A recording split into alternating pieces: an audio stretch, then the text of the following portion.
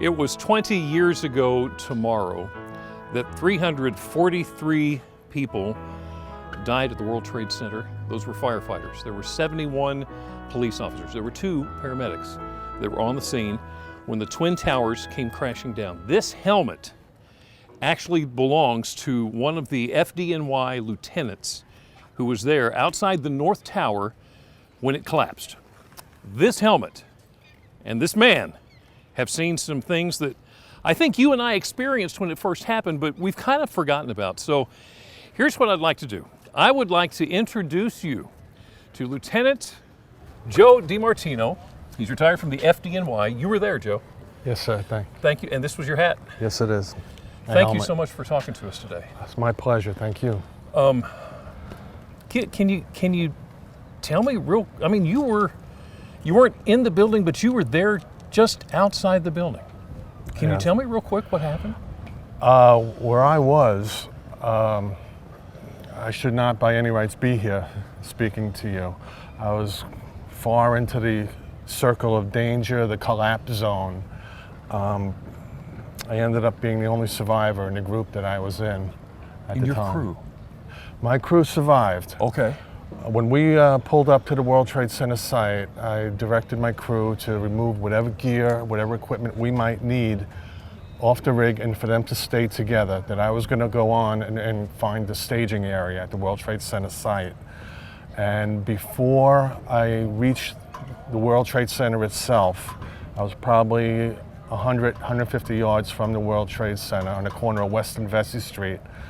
I glanced up and the tower was coming down virtually on top of me. Wow.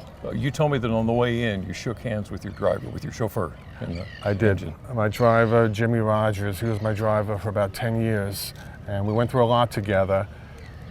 Reliable, stand-up guy. Right. And I reached over and I said, Jimmy, I don't know what we're going to be getting into, but I just want to thank you for everything you've done over the years. That had been tough. We shook hands, gave each other a look, and proceeded to go about our job. And did your job. That was during the Midtown Tunnel. We were going only vehicle in the Midtown Tunnel. Wow. So tell me about this poster that you showed me with all of these faces, your brothers. Yeah, that was 343 firemen died in an instant. That was the largest loss of life in the fire service in history. Many of the guys, and I call them guys because they're regular guys, right? Guys that I knew. I worked with them, hung out with them. I had almost 20 years at the time. And so a lot of them were personal friends. They were guys, they had families, they had Little League games to go to, dance recitals to go to. They weren't ready to die. They went to work that morning thinking they were going to go. And their families did too. And the job called on them and they did the right thing. And they put all that aside to help people, the vow that they took. So powerful, and I've spoken to Jimmy since that interview, and he just, I mean, that hat. Right. The helmet. The helmet. Well, just hearing his voice crack when he's like, I told them to stay there to set up, and I'm going to go over here. And then all of a sudden he looked up, and there was the tower coming. In slow motion with no sound. It's incredible. Goosebumps. But there's more. We head back to Jimmy in Ocean City right after the break. Delmarva Life. We'll be right back. 9/11, 20 years later. We're taking some time today to reflect and to remember.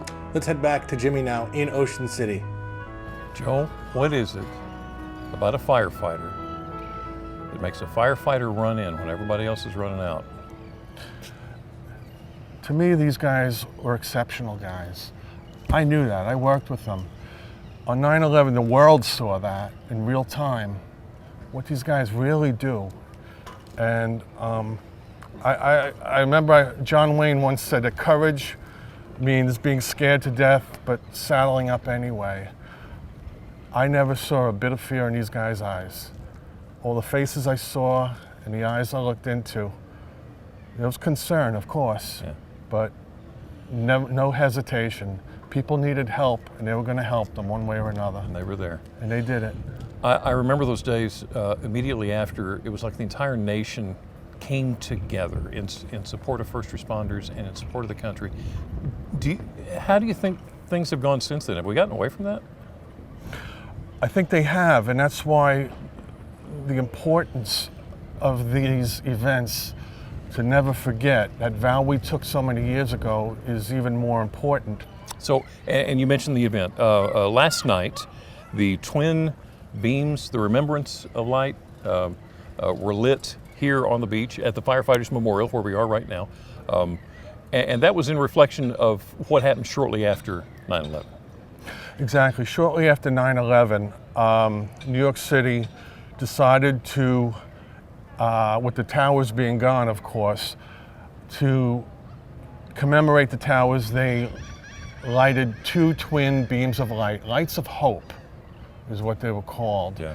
And they could be seen for miles and miles around. And I think they were a message to the country that we were not defeated, that the memory is still there, and our resilience is still there. Right. And I think this, what Ocean City is doing, they took a vow also 20 years ago, and they fulfilled that vow every year since. And I think these twin beams of light, which is the first on the Eastern Shore, is a testament to the Ocean City Fire Department commitment, to the City of Ocean City commitment, Right. to never forget. So they're going to light them again tonight. They lit them last night. They're going to light them again tonight. Going to light them again tomorrow night. Tomorrow morning, there is a special ceremony, and you're a part of that. What's going on tomorrow morning? Tomorrow morning, our ceremonies are going to start at 8:40 a.m. and they're going to coincide exactly with what we call the timestamps of when the first plane hit the North Tower, Right. the plane hit the second tower, the plane hit the Pentagon, planes went down in Shanksville, Right. and in addition to when the towers collapsed, with the second tower, the North Tower, collapsed at 10:28, and that was when our ceremony will conclude. And you are speaking and sharing some of your heart. I've been humbled by being asked to speak at this ceremony by the Ocean City Fire Service. People have said, we want to include you because you were one of the heroes, and I'm not one of the heroes. Those guys who didn't go home that day, they're the heroes. Yeah. I'm kind of just humbled to be included with them, but I don't feel I'm part of them. Right. Those are truly exceptional men. And they're still your brothers. They're my brothers, always will be. Lieutenant retired Joe DiMartino, FDNY, thank you for what you did then. Thank you for what you do still. Thank you so much for trying to make sure that we vowed that we would never forget. Thank you very much for having me.